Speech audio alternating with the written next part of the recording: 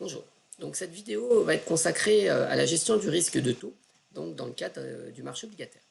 Et pour introduire cette notion de gestion du risque de taux, on a besoin d'un indicateur qui est clé, hein, qui est la duration. Alors qu'est-ce que c'est que la duration? La duration, c'est une durée. Alors pas n'importe quelle durée, hein, c'est la durée pour laquelle, lorsque vous détenez une obligation, vous êtes immunisé contre les variations de taux d'intérêt. On va un peu mieux comprendre. Hein. Ce n'est pas un concept qui est forcément intuitif. On va mieux comprendre par la suite avec un exemple. Pour un économiste, en fait, ce qui est de plus intuitif, ce n'est pas la duration, hein, c'est le calcul de la sensibilité. Hein, la sensibilité, de manière générale, c'est la variation du prix par rapport à un de ses déterminants. Donc, comme ici, on s'intéresse au risque de taux d'intérêt, on va mesurer la sensibilité du prix par rapport à une variation de taux d'intérêt. C'est ce qui figure dans l'équation en bas de la diapositive. Vous avez une variation de prix en pourcentage divisé par un écart de taux. Les taux d'intérêt étant eux-mêmes en pourcentage, on prend l'écart entre deux taux d'intérêt. Donc, comment ça s'interprète? Tout simplement, la sensibilité va nous dire de combien de pourcentage le prix augmente ou baisse quand le taux d'intérêt augmente de 1 point de pourcent. Il y a bien sûr un lien entre la sensibilité et la duration. La duration, c'est l'opposé de la sensibilité multiplié par 1 plus le taux d'intérêt. Je reviendrai encore une fois sur ces formules. Pour le moment, je vais vous présenter un petit exemple qui va vous permettre de bien comprendre la duration. Alors, prenons une obligation à taux fixe de maturité 8 ans. Le taux de coupon est supposé égal à 5% et la valeur nominale est de 1000 euros. On suppose un taux de marché, donc le taux actuariel, de 5%. Donc dans ce cas, vu que le taux de marché est égal au taux du coupon, il n'y a pas d'impact sur le prix. On peut calculer la duration, entraînez-vous à le faire, c'est la formule précédente que je vous ai donnée, entraînez-vous. Ici, la duration, elle sera de 6,79 et donc on obtient une sensibilité qui va être égale à moins 6,47. Alors comment ça s'interprète? Encore une fois, c'est à vous de faire les calculs, vous mettez pause, vous reprenez la formule précédente et vous essayez de calculer la duration et la sensibilité. Ok? Ensuite, comment ça s'interprète? Je le disais tout à l'heure, si on a une variation de 1 point de pourcentage du taux d'intérêt, on aurait une variation de 6,47% du prix de l'obligation, en sens inverse bien sûr. Donc pour une augmentation de 1 point de pourcent du taux d'intérêt, on va avoir une baisse du prix. Et pour une diminution de 1 point de pourcent du taux d'intérêt, on va avoir une hausse du prix. Vous savez bien sûr qu'il y a une relation inverse entre le taux d'intérêt et le prix des obligations.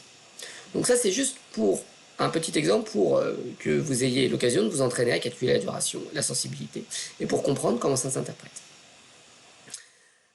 Maintenant, je vais prendre un exemple un petit peu plus long pour bien donner l'intuition de la duration. Alors, imaginez qu'on soit face à une obligation émise il y a exactement 5 ans. Les caractéristiques étaient les suivantes. Le montant emprunté était de 1 million d'euros. La valeur nominale, 1000 euros. L'obligation était initialement émise pour une maturité de 10 ans, avec un remboursement in fine au pair. Donc sans prime de remboursement, sans prime d'émission, on reste dans un cas simple. Le taux de coupon était alors de 4%, et la périodicité annuelle. Donc 5 ans plus tard, les taux ont changé. Pour une obligation de même risque, le taux de marché n'est plus de 4%, comme il pouvait l'être il y a 5 ans. La rentabilité exigée donc, par les investisseurs est maintenant de 5%. Donc qu'est-ce qui se passe? On l'a vu précédemment, puisque les taux ont augmenté, les prix ont diminué. Faites le calcul, entraînez-vous. Le prix, qui correspond à la somme des flux futurs actualisés, il est de 956 euros. 956 euros. Et puis, comme la valeur nominale est de 1000 euros, on a facilement un prix de 95,67%. Le prix a diminué, encore une fois, pour compenser un taux de coupon qui était de 4% et qui est plus faible que la rentabilité exigée aujourd'hui, qui est de 5%. Si les taux étaient restés à 4%, le prix de l'obligation n'aurait pas changé. Puisque avec un taux de marché de 4%, vous avez un prix de 2000 euros, vous pouvez faire le calcul, ça apparaît immédiat, mais surtout, il faut comprendre ce qui s'est passé. Si les taux n'avaient pas changé, on n'aurait aucune raison de revendre notre obligation à un prix moins cher, puisque notre obligation offre une rentabilité de 4%, qui est précisément la rentabilité qu'attendent les investisseurs pour acheter une obligation pour ce niveau de risque considéré. Donc on voit bien une baisse du taux d'intérêt, une hausse, excusez-moi, du taux d'intérêt ici, on est passé de 4% à 5%, une hausse du taux d'intérêt s'est traduit par une différence de prix de 43,29 euros. Alors on va essayer de mieux comprendre à quoi correspond cette différence de prix. Eh bien, l'obligation qui verse des coupons de 4%, alors qu'aujourd'hui, une obligation similaire verserait un taux de coupon de 5%. Eh bien, notre obligation à 4%, elle offre 10 euros de moins chaque année pendant 5 ans. Et 10 euros de moins chaque année pendant 5 ans, avec un taux d'actualisation de 5%, eh bien c'est précisément 43,29 euros. Donc vous voyez bien que la baisse du prix, elle va compenser la hausse des taux d'intérêt. N'oubliez pas, c'est cette règle qu'on applique depuis le début du cours, c'est la loi du prix unique. Deux titres similaires, par titre similaire, j'entends des titres de même niveau de risque, doivent offrir la même rentabilité. Et donc, comme ici on a des obligations à taux fixe, si les taux d'intérêt aujourd'hui sont plus élevés qu'ils ne l'étaient par le passé, pour avoir une rentabilité similaire, il faut que les prix baissent.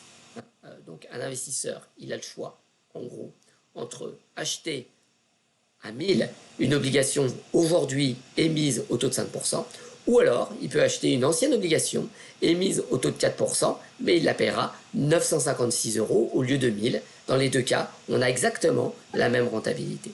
Donc ce sont des opérations d'arbitrage qui font que sur les marchés, eh bien, des titres similaires offrent la même rentabilité avec un ajustement des prix.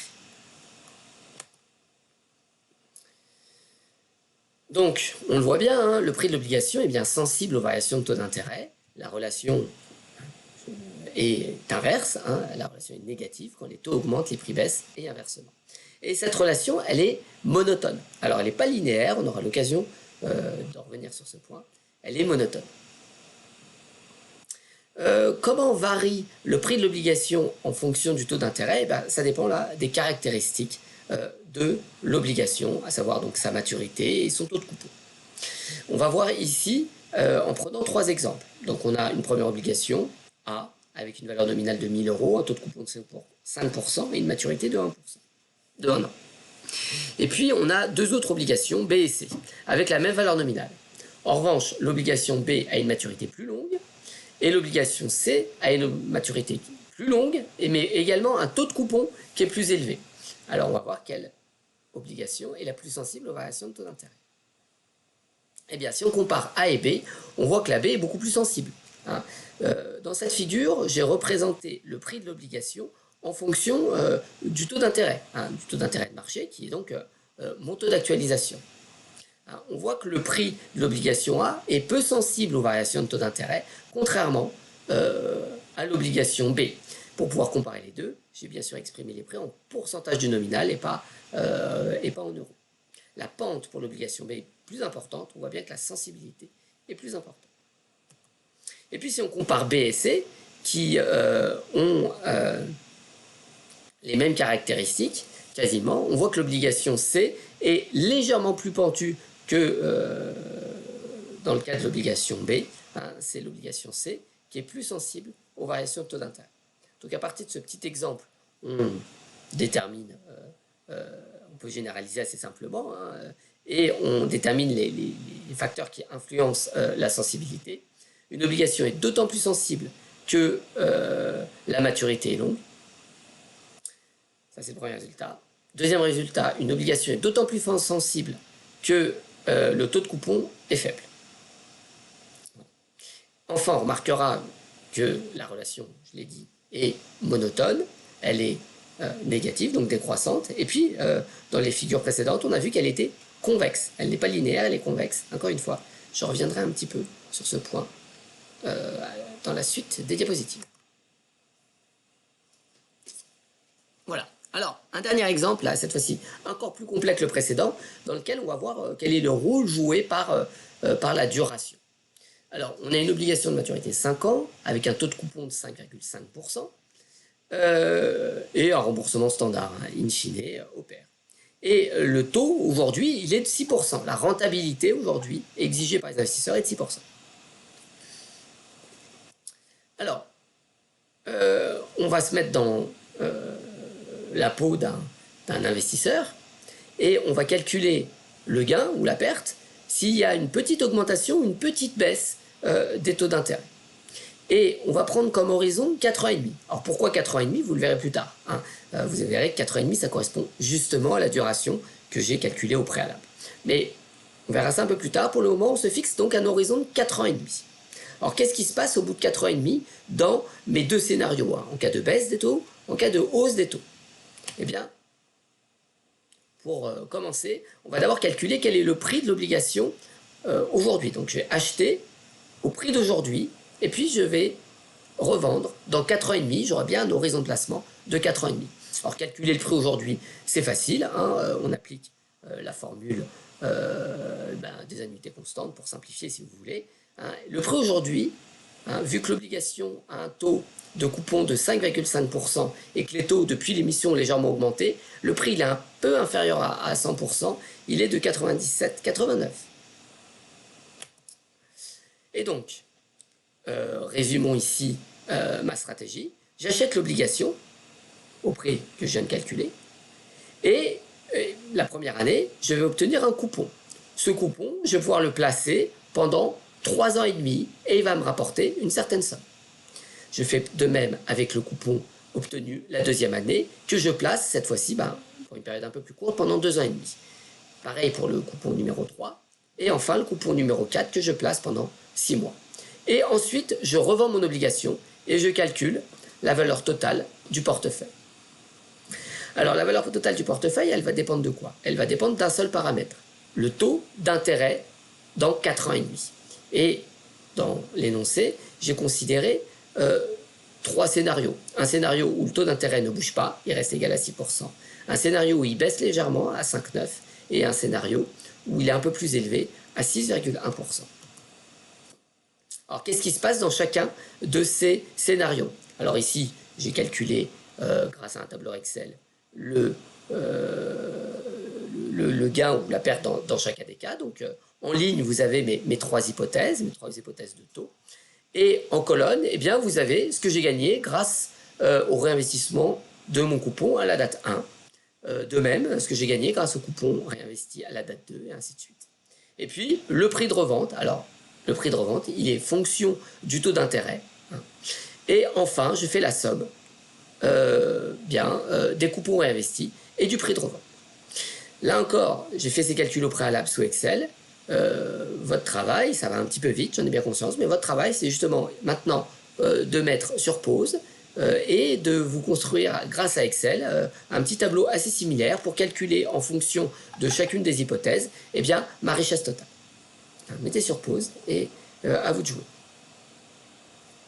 Alors une fois que vous avez fait ça, eh bien, vous vous apercevez d'une chose, c'est que la richesse totale ne change pas dans mes différents scénarios. Si j'ai une baisse du taux d'intérêt, qu'est-ce qui va se passer?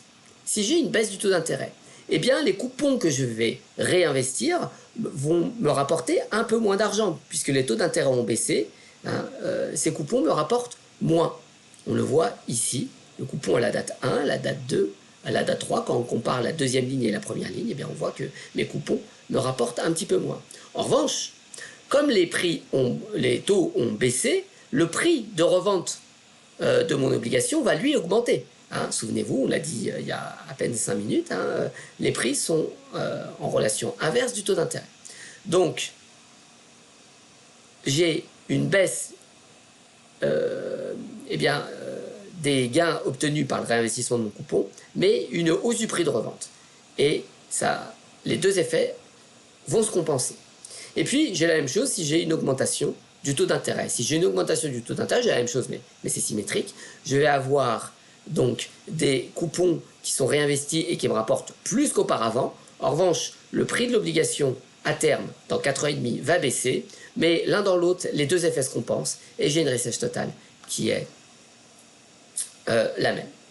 Et donc, c'est bien l'idée ici, il y a un horizon de placement tel que eh bien, ma richesse totale ne va pas être soumise aux variations de taux d'intérêt, puisque je vais me situer à un point exactement où ce que je gagne ou ce que je perds sur le réinvestissement des coupons compense exactement ce que je perds ou ce que je gagne sur le prix de revente de mon obligation.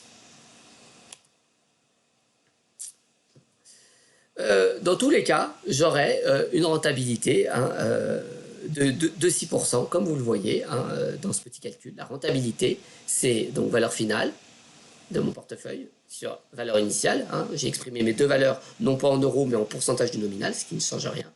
Je calcule une rentabilité en base annuelle, et comme j'ai un horizon de 4 ans et demi, eh bien, j'ai une puissance 1 sur 4,5. J'ai bien une rentabilité de 6%. Comme défini au départ. Donc la conclusion, je pense qu'elle est assez simple. Quelle que soit l'évolution du taux d'intérêt, comme je vous l'ai montré, lorsque l'horizon de placement correspond à la duration, alors c'est cet horizon de 4 ans et demi que j'avais défini, que j'avais calculé au préalable, eh bien, la rentabilité est invariante. On a bien une rentabilité qui est égale à 6%, quelles que soient les variations de taux d'intérêt. On peut dire que notre stratégie est immunisée contre le risque de taux.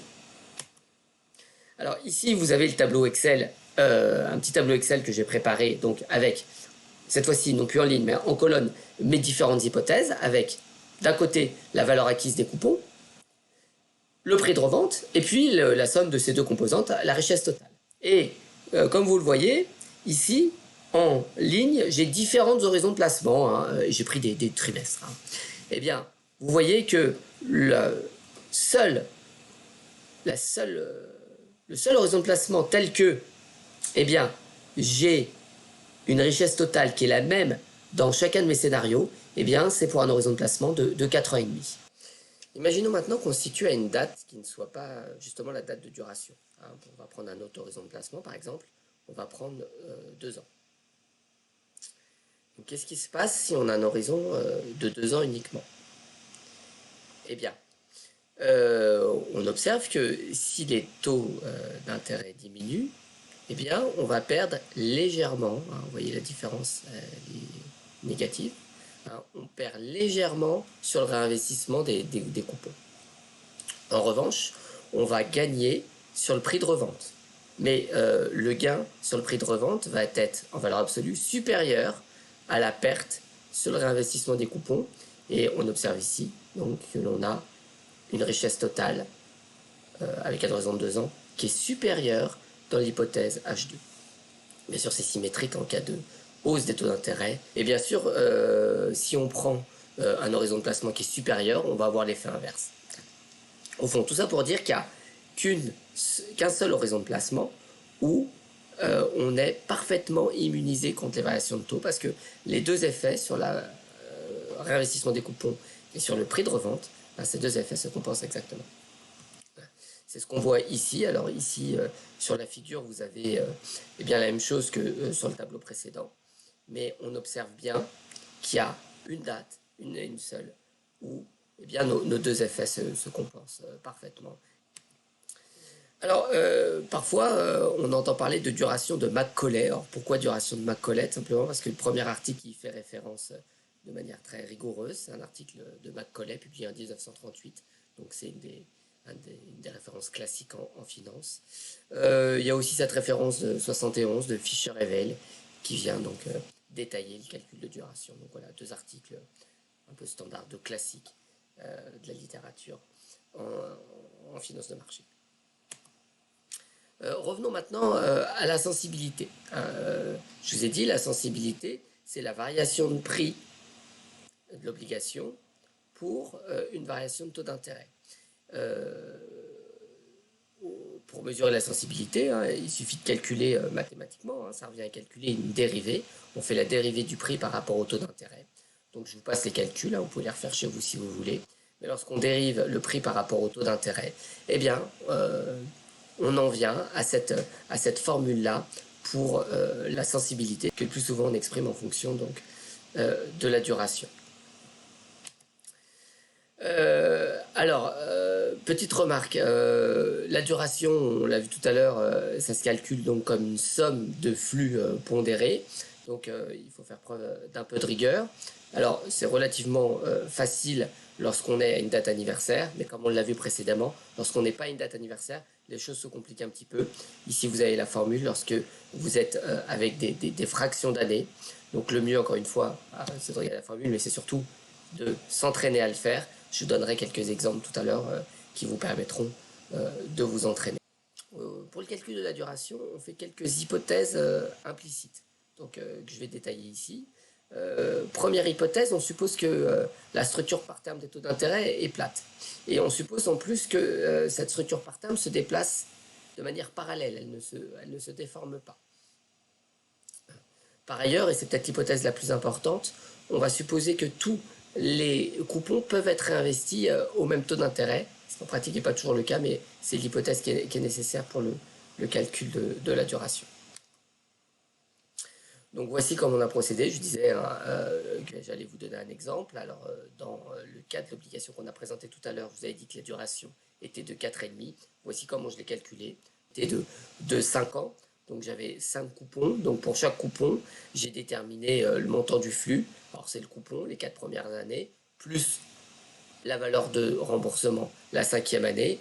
Comme vous le voyez, j'exprime tout en pourcentage de la valeur nominale. Je calcule pour chaque période le facteur d'actualisation. J'ai besoin aussi du prix d'achat, du prix P0 que j'ai calculé, il est toujours le même, quel que soit l'horizon. Ça me permet de calculer les poids et donc les flux pondérés. Et une fois que j'ai les flux pondérés, je fais la somme de cette ligne pour obtenir la duration. Encore une fois, je présente ça assez vite. À vous de faire pause, d'ouvrir Excel ou n'importe quel tableur et de reproduire ce calcul pour calculer donc la duration à partir des caractéristiques de l'obligation que je vous ai données précédemment. Ici, on a une date anniversaire, donc c'est pas très compliqué. Lorsqu'on n'est pas une date anniversaire, je peux aussi vous donner cette formule alternative avec des fractions d'années. Alors, vous pouvez vous entraîner avec donc toujours les mêmes caractéristiques, un taux nominal de 5,5%, quel taux de coupon, un taux actuariel de 6%, un prix de 87,89. Ce sont les mêmes données que précédemment, et bien en utilisant la formule alternative qui figurait dans la diapositive précédente, on retombe bien évidemment sur une duration de 4 ans et demi. Je rappelle aussi que, eh bien, comme on a des obligations couponnées, on va avoir une duration qui évolue dans le temps, mais pas de manière linéaire. Vous allez avoir des sauts dans le calcul de la duration qui correspondent au versement de dividendes. Vous savez, cette figure un peu spécifique, elle est liée donc au versement discret des coupons, un versement qui est annuel et qui crée donc des discontinuités. Voilà, c'est juste une petite remarque. Si vous avez évidemment un zéro coupon, vous n'avez pas ce type de discontinuité, c'est la courbe rose. Revenons maintenant à la sensibilité. Donc la sensibilité, je vous ai dit, le plus simple, c'est de la calculer en fonction de la duration. C'est moins 1 sur 1 plus R fois la duration. Alors à quoi ça sert cette sensibilité? Eh bien, ça permet de mesurer les variations de prix consécutives à des variations de taux. Je vous l'ai déjà dit. Ça peut aussi servir à estimer le prix futur en cas de variation de taux d'intérêt. On va voir ça très simplement. Je pose cette équation qui est tout simplement obtenue par définition de la sensibilité. La variation relative du prix, c'est par définition la sensibilité fois delta R. D'accord? Delta R, c'est la variation de taux, et delta P, c'est la variation de prix. Et à partir de cette équation-là, dans sa version discrète, je peux exprimer le prix P1, le prix futur, à une date très proche, mais juste après la variation de taux d'intérêt, en fonction du prix à la date 0, de la sensibilité et de la variation de taux. Alors, au fond, qu'est-ce que je fais ici? Tout simplement, un développement de Taylor à l'ordre 1, je réalise une approximation linéaire du prix en cas de variation du taux d'intérêt. Alors, on reprend notre exemple, c'est toujours le même, les mêmes caractéristiques, rien n'a changé. Et la question, c'est de savoir qu'est-ce qui se passe si le taux de marché, donc mon taux actuariel, augmente de 1 point, s'il passe de 6% à 7%. Alors, la première façon pour répondre à cette question, c'est tout simplement de recalculer le prix. Donc, j'utilise de nouveau la formule eh bien, du prix de l'obligation par la méthode actuarielle. Donc, je retrouve ce que j'ai fait déjà une dizaine de fois. Je retrouve donc l'annuité constante plus la valeur de remboursement. Vous voyez, j'exprime tout en pourcentage de la valeur nominale. C'est ici la raison pour laquelle vous avez 1 ici. Et ici, vous avez juste le taux de coupon. Tout ça est très standard, je l'ai déjà fait plusieurs fois. Quoi qu'il en soit, vous obtenez un prix, si le taux passe à 7%, de 93,85%. Donc la méthode la plus simple, c'est d'utiliser la formule actuarielle. Mais je peux utiliser aussi, comme formule approchée, mon approximation linéaire. Ce que je vais faire maintenant. Donc j'ai une duration de 4,5. J'ai une duration de 4,5 et j'ai une sensibilité qui va être de moins 4,24. Excusez-moi, il manque un petit moins ici. La sensibilité, c'est négatif. Donc j'ai moins la duration fois 1 sur 1 plus R, donc moins 4,24. À partir de cette sensibilité, eh bien, j'utilise mon développement de Taylor à l'ordre 1 pour calculer le prix. Donc le prix, ça va être le prix à la date 0, facteur de 1 plus la sensibilité, donc moins 4,24, fois la variation de taux. Et j'obtiens une version approchée. Donc souvenez-vous, le prix exact, c'était 93,85%. Là, j'ai 93,74% parce que c'est une version approchée. Et puis, souvenez-vous, je vous avais dit que le prix de l'obligation, c'était une version, une fonction décroissante du taux d'intérêt et convexe. Et donc, avec mon développement de Taylor, eh bien, je vais sous-estimer le prix de l'obligation. Ici, je sous-estime d'environ 0,11%. On le voit mieux sous la forme d'une représentation graphique. Qu'est-ce que j'ai fait ici?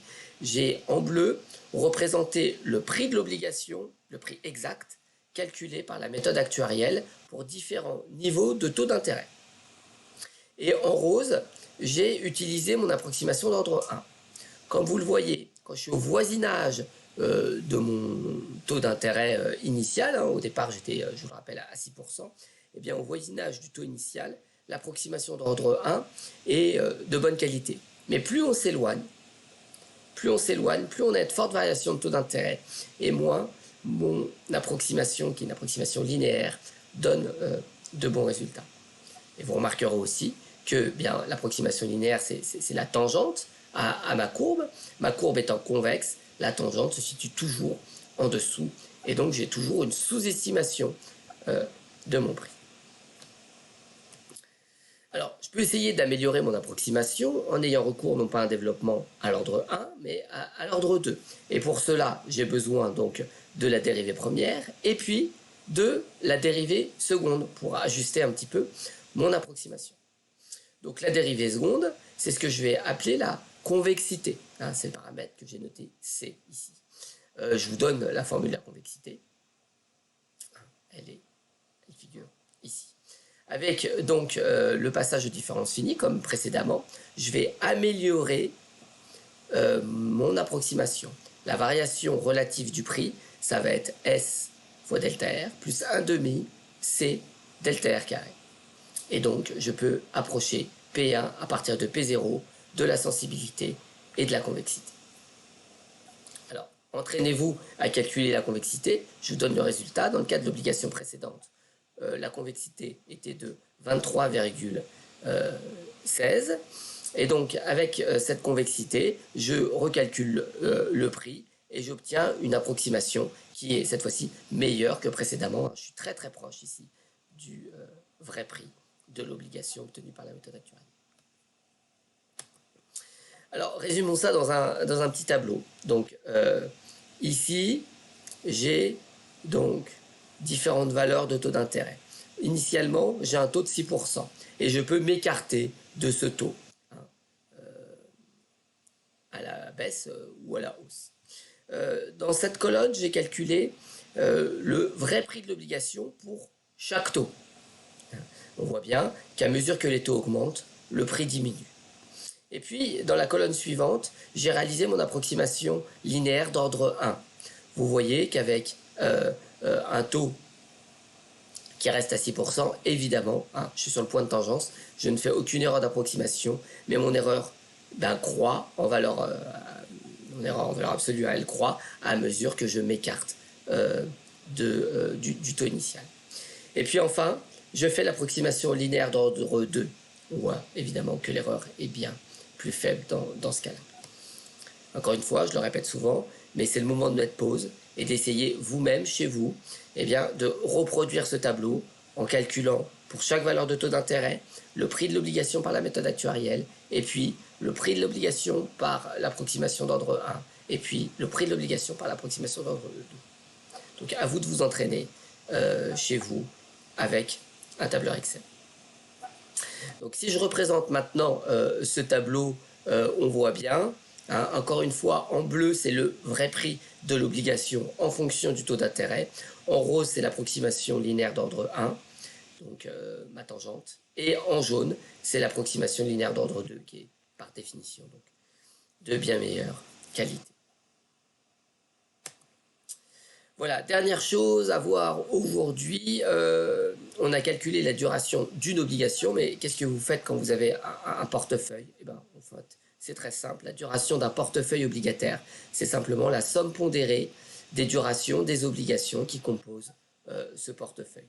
Donc, il suffit de calculer la duration pour chacune des obligations et vous faites la moyenne pondérée pour avoir la duration de votre portefeuille. Pour finir, deux petits exemples pour vous entraîner. Hein, je vous donne donc les caractéristiques de deux obligations A et B avec des taux de coupons différents. Hein, le taux nominal, c'est le taux de coupon. Des échéances différentes. Alors, les deux obligations sont remboursées in fine au pair. Faites attention, ici, pour l'obligation A, vous avez des fractions d'années.